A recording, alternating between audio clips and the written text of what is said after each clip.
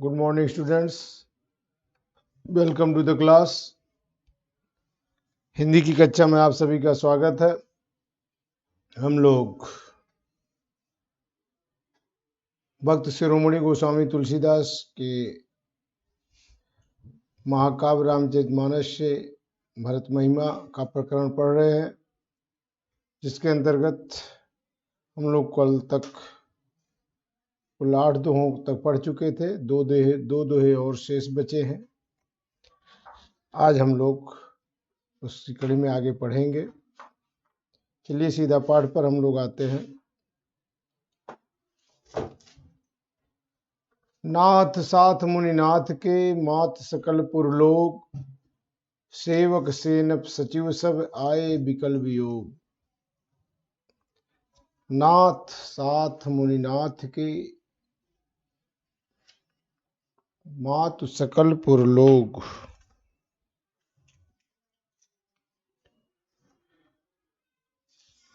तुलसीदास जी कहते हैं, नाथ साथ मुनिनाथ के कि हे प्रभु,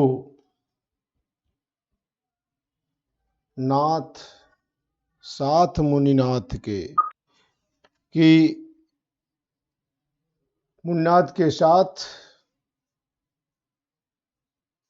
इससे पहले हम लोगों ने कल पढ़ा कि अवसर पाकर के केवट जो है उनसे कहता है, प्रणाम करके विनती करता है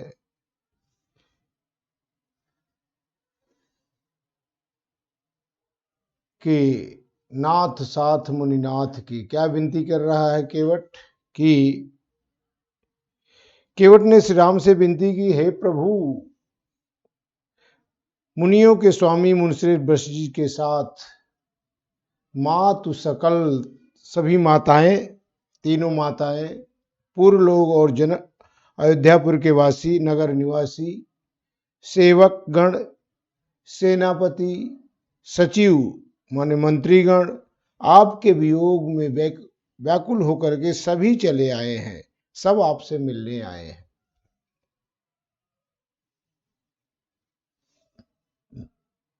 नाथ साथ मुनिनाथ के, मात सकल पुरलोक।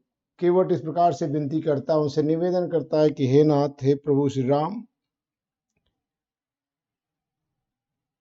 कि मुनियों के स्वामी अर्थात मुनिनाथ, मुनियों के स्वामी अर्थात मुनिश्रेष्ठ वशिष्ठ जी और उनके साथ माताएं, सभी माताएं तथा नगर निवासी, सेवकगण, सेनापति, मंत्रीगण सभी आपके वियोग से व्याकुल होकर के आपसे मिलने आए हुए हैं।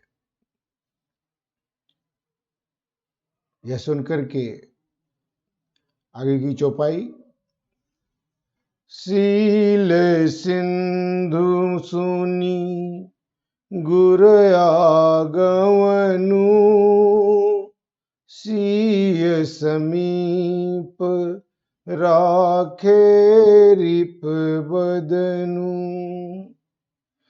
चले सवेग रामु तेहि काला, धीर धर मधुर दीन दयाला, गुरहि देखी सानुजय अनुरागे, दंड प्रणाम करत प्रभु लागे, मुनिवर धाई लिए उरलाई, प्रेम उमगी भेंटे दो भाई, प्रेम पुलकी केवट कहि नामु, कीन्ही दूरी ते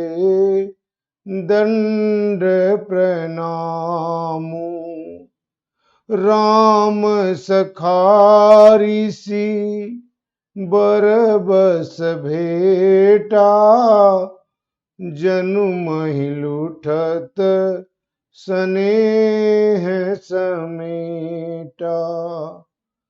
रघुपति भगति सुमंगल मूला, नभ सराहि सुर बरसहि फूला। यही सम निकट नीच को नाही, बड़ वशिष्ठ सम को जग माही।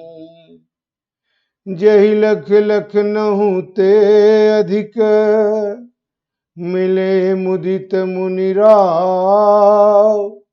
सो सीतापति भजन को, प्रगट प्रताप प्रभाव। जैसे ही राम को यह समाचार मिलता है कि गुरु मुनिश्रेष्ठ वशिष्ठ जी और सभी माताएं तथा सभी नगरवासी, सेनापति, सेवकगण सभी आए हुए हैं, तो उनसे मिलने के लिए व्याकुल हो जाते हैं। सील सिंधु सुन गुर आवगउन। केवट के मुख से गुरु के आगमन की बात को सुन करके, केवट के मुख से गुरु के आगमन का समाचार सुन करके प्रभु श्री राम शील के समुद्र, शील के सागर प्रभु श्री राम शत्रुघ्न को सीय समीप राखे रिपुवदनु। शत्रुघ्न को सीता के पास छोड़ करके, रोक करके चले सबे गुराम तहि काला, धीर धर्म धुर दीन दयाला। धीरता और धर्म की धुरी एवं दीन दयालु श्री राम उसी समय अत्यधिक वेग के साथ दौड़ते हुए उनसे मिलने के लिए चल पड़े। गुरहि देख सानुज अनुरागे, दंड प्रणाम करत प्रभु लागे। और गुरु वशिष्ठ को देख करके छोटे भाई लक्ष्मण सहित प्रभु श्री राम प्रेम से भरकर उन्हें दंडवत प्रणाम करने लगे। मुनिवर धाय लिए उर लाई, प्रेम उमग भेटे दौबाई। तब मुनिश्रेष्ठ वशिष्ठ जी ने दौड़कर उन्हें गले लगा लिया। इस प्रकार अत्यधिक प्रेम से उमग कर दोनों भाइयों से मिले।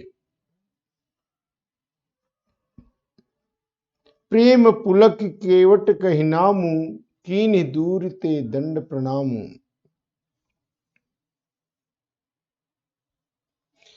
उनके प्रेम से पुलकित होकर केवट ने अपना नाम लेकर दूर से ही उन्हें दंडवत प्रणाम करने लगा, दंडवत प्रणाम किया। प्रेम पुलक केवट कहि नामु। प्रेम से पुलकित होकर के केवट ने अपना नाम लेते हुए कि मैं केवट राज निषाद, अपना नाम लेकर के दूर से ही उन्हें दंडवत प्रणाम किया। राम सखा ऋषि बरबस बेटा, जनु महि लुठत स्नेह समेटा। केवट को राम का सखा जानकर, राम का मित्र मानकर, राम सखा ऋषि बरबस भेटा, उस केवट राज निषाद को राम का मित्र मानकर, राम का मित्र जानकर महर्षि वशिष्ठ उसे बरबस, न चाहते हुए भी बरबस ऐसे मिले। उसे इस प्रकार से जाकर के मिले, बरबस भेटा। उसे दोनों भुजाओं फैला करके बरबस, न चाहते हुए भी हठपूर्वक इस प्रकार से मिले। जन महि लुठत स्नेह समेटा। मानो, यहां प्रेक्षालंकार, मानो ऐसा प्रतीत हो रहा हो, मानो उन्होंने भूमि पर लौटते हुए प्रेम को, जनु महि माने पृथ्वी पर, लुठत लौटते हुए स्नेह, मानो पृथ्वी पर लौटते हुए प्रेम को उठाकर अपनी भुजाओं में समेट लिया हो। मानो केवटराज निषाद को नहीं बल्कि प्रेम को जो पृथ्वी पर लौट रहा हो और उस प्रेम को उठा करके अपने दोनों भुजाओं में भर लिया हो। रघुपति भगत सुमंगल मूला, नभ सराय सुर बरसहि फूला। भगवान राम की भक्ति को सराहते हुए समस्त मंगलों की, समस्त कल्याणों की जड़ मान करके इस प्रकार से सराहना करते हुए देवता लोग फूलों की वर्षा करने लगे और कहने लगे, यही सम निकट नीच को नाही, बड़ वशिष्ठ सम को जग माही। कि इस केवट के समान इस समाज में, इस समय उस समाज में कोई नीच नहीं है, अर्थात सबसे तुच्छ, सबसे निम्न कोटि का व्यक्ति इस समय वहां यदि कोई उपलब्ध था तो वो केवट राज था।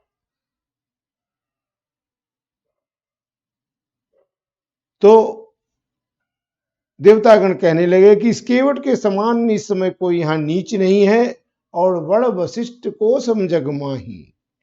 और दूसरी तरफ इन मुनि वशिष्ठ के समान इस समय कोई संसार में कोई श्रेष्ठ नहीं है। और दोनों का मिलन प्रभु श्री राम की भक्ति के परिणाम स्वरूप नीच केवट वशिष्ठ के प्रेम का कृपा पात्र बन गया। अर्थात यह प्रभु की कृपा ही है कि एक तरफ उच्चतम व्यक्ति, उत्तम कोटि के वशिष्ठ मुनि और निम्न कोटि का केवट, दोनों इस प्रकार से एक साथ मिल गए हैं। यह प्रभु की कृपा है, यह रघुपति की भक्ति का ही जो है परिणाम है। जेहि लख लखनऊ ते अधिक, मिले मुदित मुनिराव, सो सीता पत भजन को प्रकट प्रताप प्रभाव।